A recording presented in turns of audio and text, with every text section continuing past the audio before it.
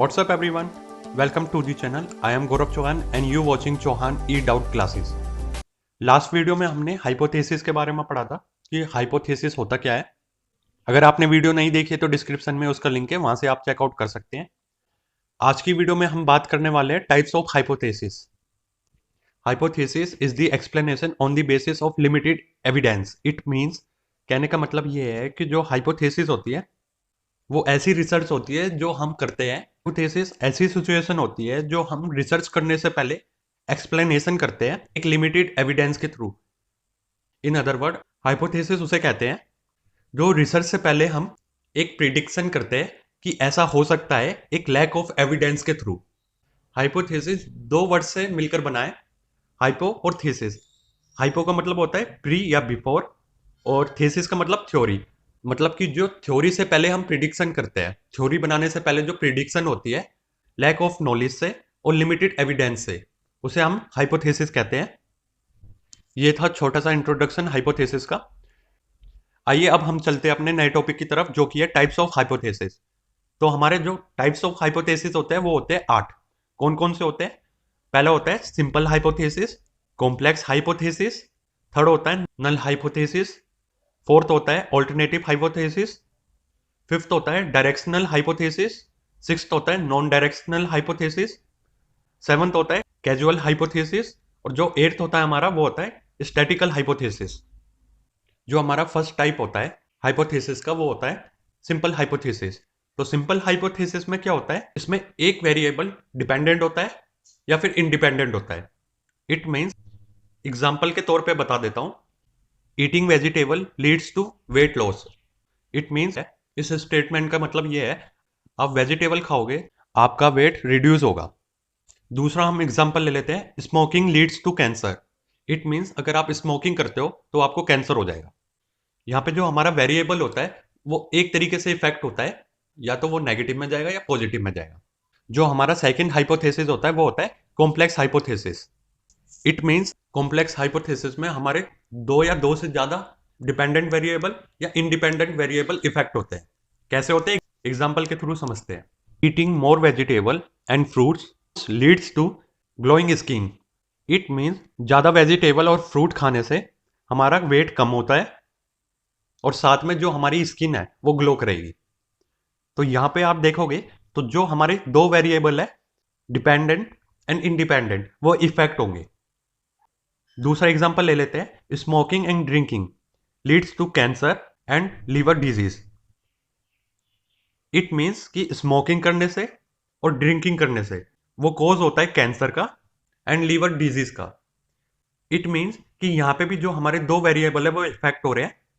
Simple language में complex hypothesis होता है दो वेरिएबल या दो से ज्यादा वेरिएबल को इफेक्ट करता है डायरेक्टली या indirectly.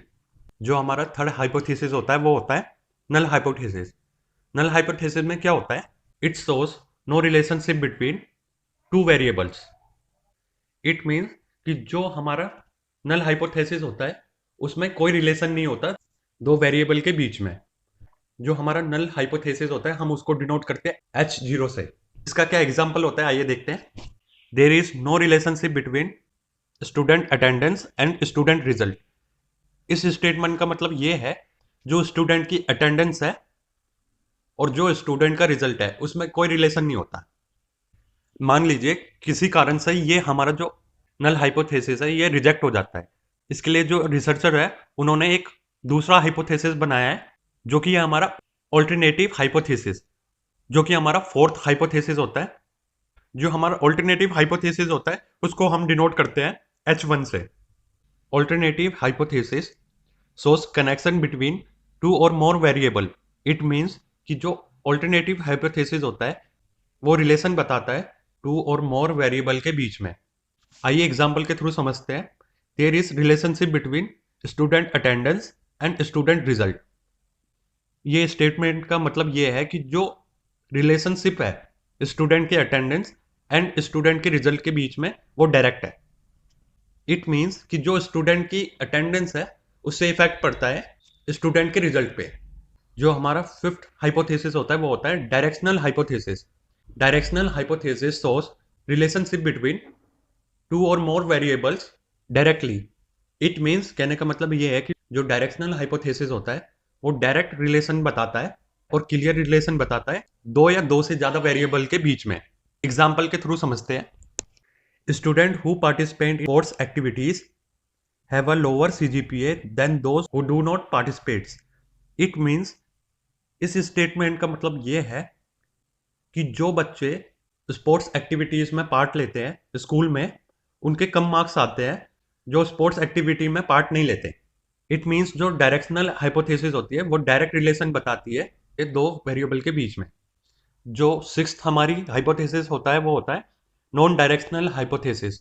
Non directional hypothesis shows relationship between two or more variable but it does not show exact relationship between two variables। कहने का मतलब ये है कि ये दो वेरिएबल के बीच में रिलेशन बताता है पर एग्जैक्ट नहीं बताता कि उन दो वेरिएबल के बीच में रिलेशन है क्या। एग्जाम्पल लेते हैं इसका। The performance of employ is related to their morning walk. कहने का मतलब यह है कि जो एम्प्लॉय की परफॉर्मेंस है वो रिलेट करती है उसके मॉर्निंग वॉक से। जो कि ये रिलेशन तो बताती है पर स्पेसिफाई नहीं करती है कि जो इन दोनों में रिलेशन है वो सही है या गलत है। जो हमारा सेकंड लास्ट हाइपोथेसिस होता है वो होता है causal hypothesis. Employ who work in morning have good health which leads to good performance in organisation. It means यहाँ पे आपको जो कोजल होता है उसमें रीजन मिलेगा कि जो स्टेटमेंट में जो वेरिएबल है उसमें क्यों रिलेशन नेगेटिव होगा क्यों पॉजिटिव होगा।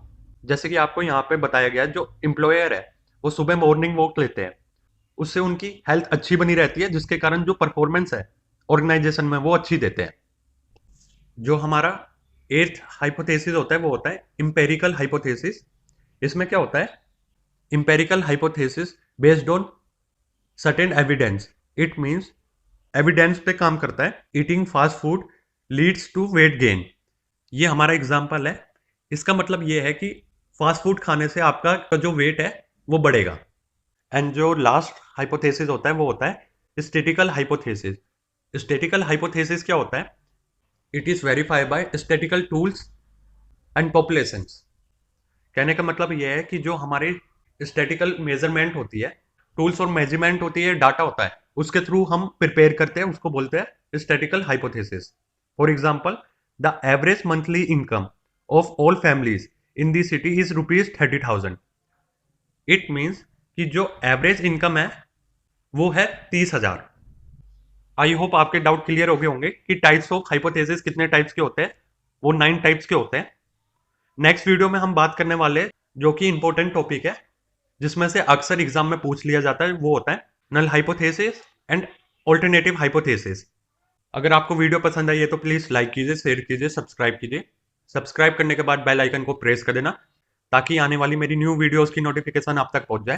नेक्स्ट वीडियो में मिलते हैं। Thank you so much. जय हिंद, जय भारत।